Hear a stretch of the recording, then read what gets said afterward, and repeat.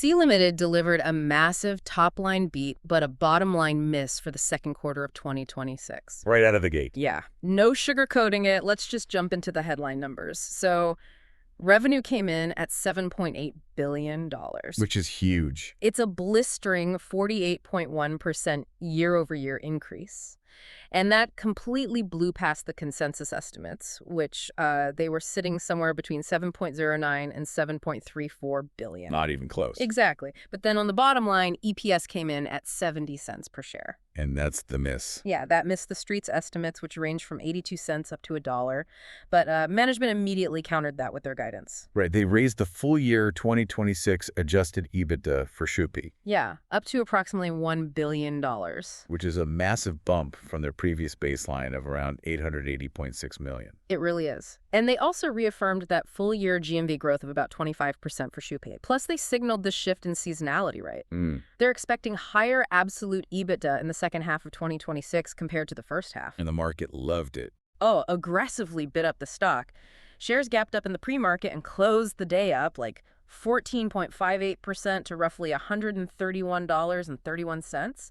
Just pushed right through major resistance levels on super heavy momentum. I mean, seeing a stock gap up almost 15% on a gap earnings miss tells you exactly what institutional capital is prioritizing right now. Right. The market is basically ignoring the current quarter's bottom line penalty. They are aggressively pricing in that forward revenue velocity and the margin expansion that's implied by that $1 billion Shopee guidance. So if you're listening to this, our goal for today's deep dive is to really unpack why the market cheered an EPS miss.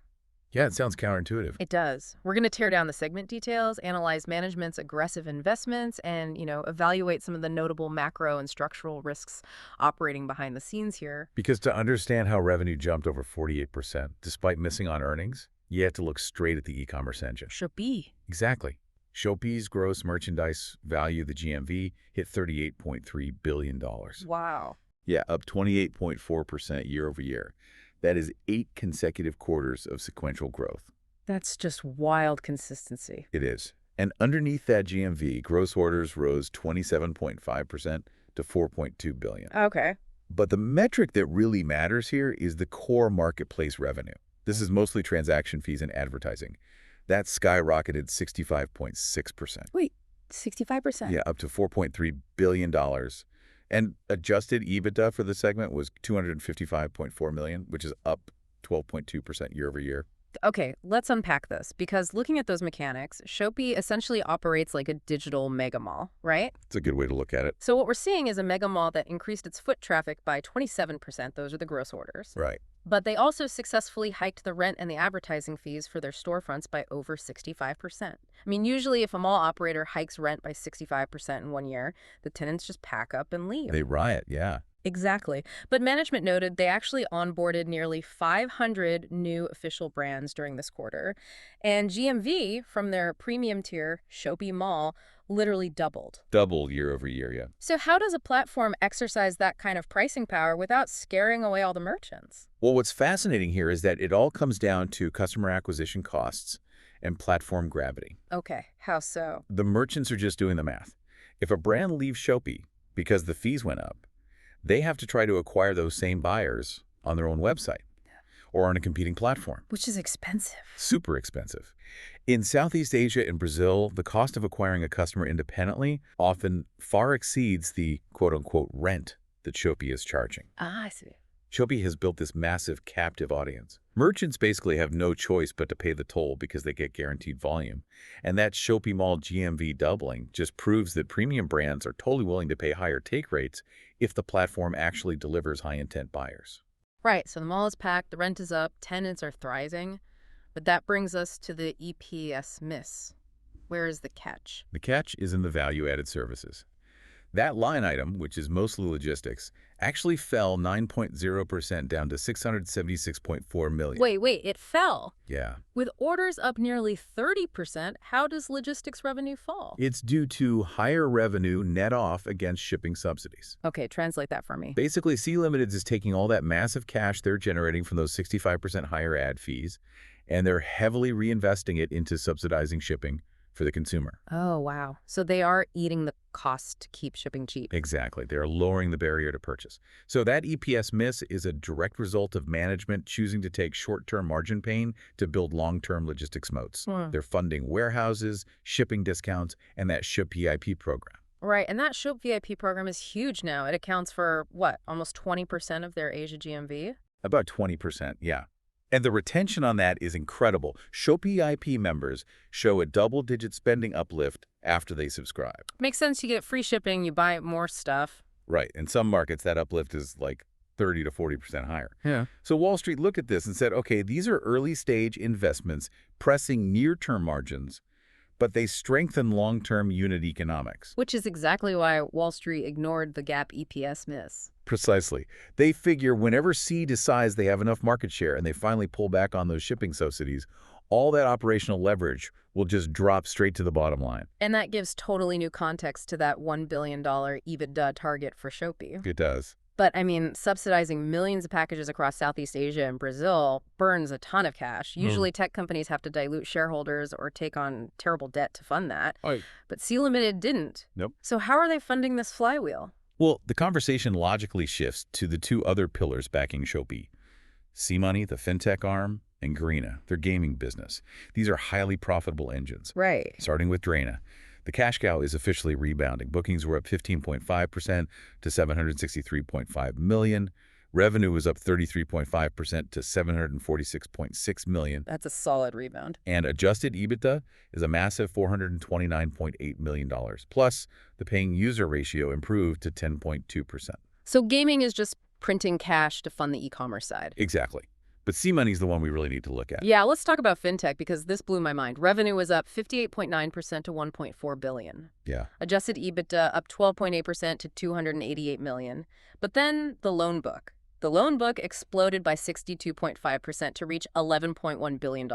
Right, $10 billion on book and $1.1 billion off book. And the Philippines just became their sixth market with a loan book over $1 billion. Staggering growth. But here's where it gets really interesting.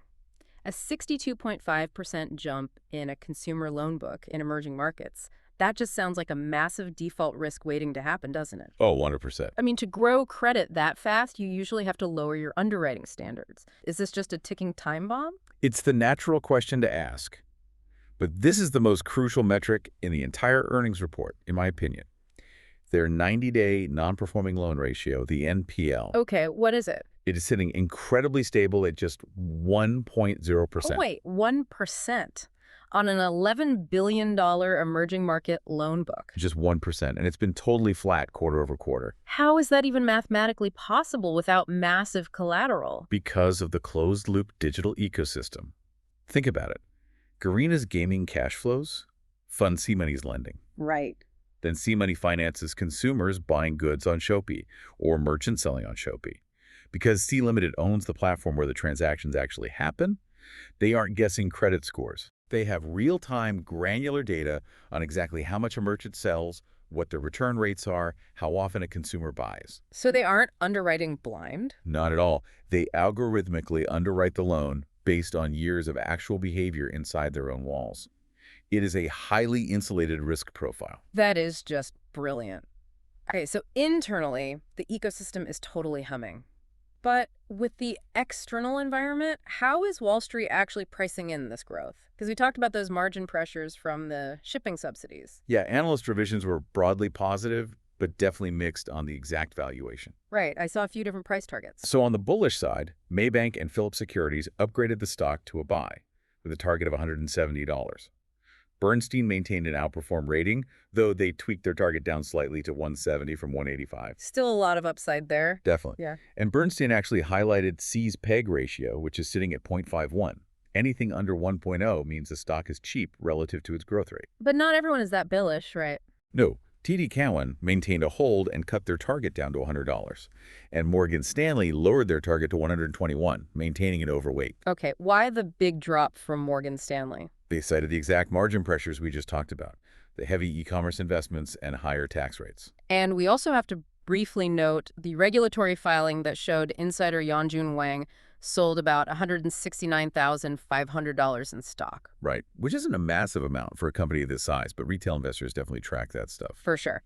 But, we are looking at this giant gap, a $100 price target versus a $170 price target. Yeah, $70 spread is huge. So it makes me wonder about the broader market structure here. I was looking at some notes from Doug Cass's Daily Diary, and he talks about how retail investors need to realize they are trading in a, well, he calls it a hyper-financialized casino. Yeah, Kiss has a really interesting perspective on this.